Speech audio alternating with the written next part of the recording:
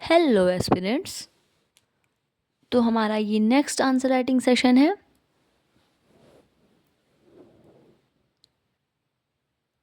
For UPPSC mains 2025। तो क्योंकि जो हमारी स्ट्रेटजी होती है फॉर मेंस वो होता है 5 ईयर के क्वेश्चन पेपर सॉल्व करना, टॉपर्स के आंसर राइटिंग्स देखना और आंसर राइटिंग प्रैक्टिस करना।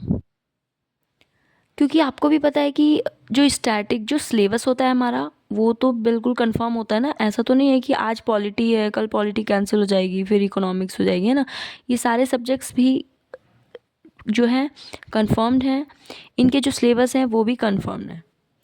मे बी क्वेश्चन का टाइप चेंज हो जाए, क्वेश्चन थोड़ा कॉन्सेप्चुअल भी हो सकता है, स्टैटिक भी हो सकता है या करंट बेस्ड भी हो सकता है, बट क्वेश्चन का जो टॉपिक है वो तो चेंज नहीं होना है, सिलेबस तो चेंज नहीं होना है। तो जैसे अगर हमने सुना सीखा इंडस वैली सिविलाइजेशन, तो आप खुद अगर सोचिए कि अगर इंडस वैली सिविलाइजेशन से क्वेश्चंस आ रहे हैं तो उस क्वेश्चन को कहने का तरीका चेंज हो सकता है, उस क्वेश्चन को थोड़ा कॉन्सेप्चुअल बनाया जा सकता है, थोड़ा एनालिटिकल बनाया जा सकता है, बट पूछेगा एक ही चीज़। जैसे अगर उनको नगरीय सभ्यता बताना है तो बोलेगा, कभी बोल सकता है कि नगरीय सभ्यता कैसी होती है, इंडस वैली सिविलाइजेशन क्यों नगरीय सभ्यता थे ये प्रूफ करिए, टिप्पणी दीजिए या फिर विवेचना कीजिए, है ना। ऐसी चीज़ें दे सकते हैं। तो क्वेश्चन का टाइप चेंज हो सकता है बट जो सिलेबस है वो तो चेंज नहीं होना। तो इसीलिए जो प्रीवियस ईयर के क्वेश्चन सजेस्ट किए जाते हैं या प्रैक्टिस, ताकि आप अगर एक ही टॉपिक से रिलेटेड 10 क्वेश्चन भी सॉल्व कर लेते हैं तो कहीं ना कहीं आप उसकी 80% नॉलेज जो है वो प्राप्त कर चुके होते हैं। तो मेन जो टारगेट वो होता है। अब तो हम आते हैं अपने क्वेश्चन आंसर पे, मेंस आंसर राइटिंग पे। तो हमारा फर्स्ट क्वेश्चन है, ये एथिक्स का है, 200 वर्ड्स का है, GS4 पेपर। लोक जीवन के मुख्य सिद्धांत क्या हैं, उपर्युक्त उदाहरण के साथ समझाइए। भारतीय लोकतंत्र में सार्वजनिक पदों पर आसीन सिविल सेवक जनता के प्रति जवाबदेह होते हैं। सार्वजनिक जीवन महत्वपूर्ण मानकों को पालन के लिए 1994 में गठित नोलन समिति ने दिशा निर्देश दिए थे। मैंने आपको बताया कि इंट्रो जो होता है हमेशा हमारा या तो करेंट बेस्ड होना चाहिए, कोई समिति है, कोई रिकमेंडेशन है, या फिर किसी की कोई कथन है, जैसे जितने भी हमारे फेमस पर्सन्स हैं, लीडर्स हैं, उनकी कोई अगर कोट होगा, अगर बजट में कहीं चीज़ें दी गई हैं, तो इससे रिलेटेड अगर आप स्टार्ट करते हैं तो आपके आंसर राइटिंग को थोड़ा अच्छा बनाता है। मतलब आपके आंसर राइटिंग को जो इन्हेंस करता है, वैल्यू बढ़ा देता है आंसर राइटिंग की, क्योंकि नॉर्मल शब्द जो है वो जनरली लोग यूज़ कर लेते हैं। ठीक है, तो हमने यहाँ पे दे दिया कि नोलन समिति ने लोक जीवन से रिलेटेड जो है वो कुछ दिशा निर्देश दिए थे। तो ये हैं हमारे दिशा निर्देश। मैं आपको ये नहीं कहती कि आपको इसी पॉइंट में ऐसे ही डायग्राम में ऐसी टाइप की चीज़ों में बनाना है, नहीं, आप पैराग्राफ में भी यूज कर सकते हैं, आप हेडिंग वगैरह भी यूज कर सकते हैं और हाईलाइट करके भी यूज कर सकते हैं। मैंने थोड़ा इंटरेस्टिंग बनाने के लिए ऐसा किया है ताकि जो एग्ज़ामिनर है वो बोर ना हो, क्योंकि अगर वो आप भी अगर एज अ एग्ज़ामिनर होंगे तो आप क्वेश्चंस जब जब एग्ज़ामिनर बन के आंसर राइटिंग मार्क्स दे रहे होंगे तो अगर चीज़ों से बोर हो गए होंगे तो आपको कोई इंटरेस्ट नहीं आएगा, बट अगर आपको आंसर में कुछ न्यू दिखा तो आप इंटरेस्ट लेंगे और वही आपके मार्क्स को भी इम्प्रूव करता है। तो दिशा निर्देश हैं, जवाबदेही। सिविल सेवकों को निर्णय एवं नीतियों के क्रियान्वयन पूरी निष्पक्षता व ईमानदारी से कर अंततः जनता के प्रति जवाबदेह होना चाहिए। जवाबदेही बहुत बड़ी बात होती है। अगर कोई व्यक्ति जवाबदेह होता है तो कहीं ना कहीं वो ईमानदारी भी रखता है, मतलब जवाबदेही जो है हमें ईमानदार भी बनाती है। उदाहरण, सरकार की नीतियों को ज़रूरतमंदों तक पहुँच सुनिश्चित करना एक जवाबदेही होनी चाहिए। ईमानदारी, किए गए कार्यों को पारदर्शिता से करना। अगर आपके कार्यों में ईमानदारी होगी तो नॉर्मल सी चीज़ है, हम ट्रस्ट कर पाएंगे कि जो गवर्नमेंट की स्कीम्स हैं या योजनाएं हमारे लिए चल रही हैं उस पर बेहतर तरीके से कार्य हो रहा है। पारदर्शी होगा तो किसी को डाउट नहीं होगा, उन्हें जो भी प्राप्त होगा वो उस चीज़ पे खुश होंगे। कुछ एग्जाम्पल, किसी संगठन द्वारा गलत तरीके से कार्य किए जाने पर सख्त कार्रवाई, ना कि घूस लेकर राहत देना, है ना। जैसे किसी गवर्नमेंट किसी कंपनी को खनन की जो है वो खनन का जो है अधिकार देती है।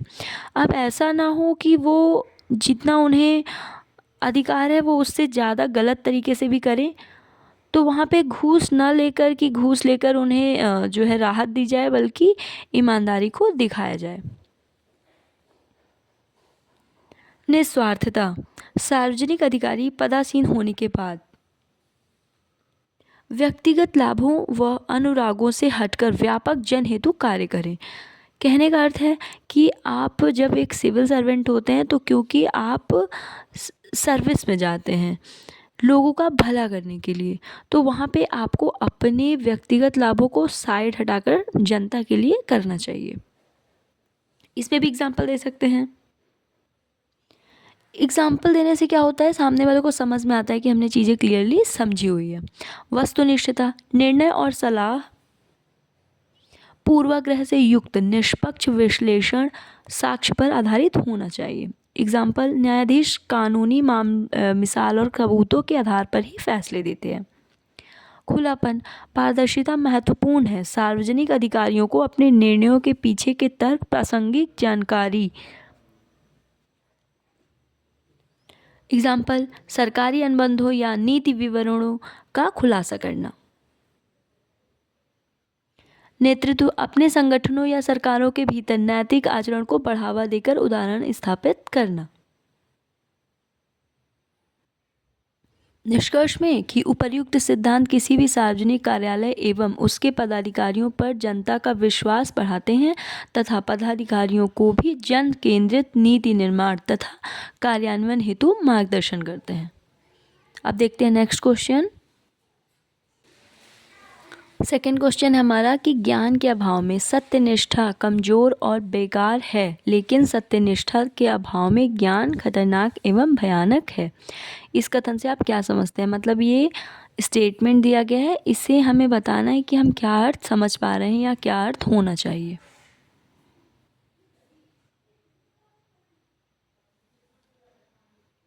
तो जो इसका इंट्रोडक्शन होगा, यह कथन नैतिक और जिम्मेदार व्यवहारिकता की खोज में सत्यनिष्ठा और ज्ञान के बीच महत्वपूर्ण आलोचनात्मक अंतरक्रिया पर जोर देता है।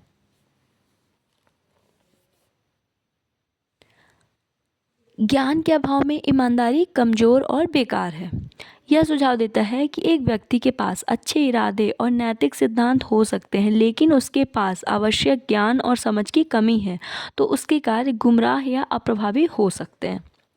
अकेले ईमानदारी सकारात्मक परिणामों की गारंटी नहीं दे सकती। दूसरी ओर सत्यनिष्ठा के बिना ज्ञान खतरनाक और भयानक है।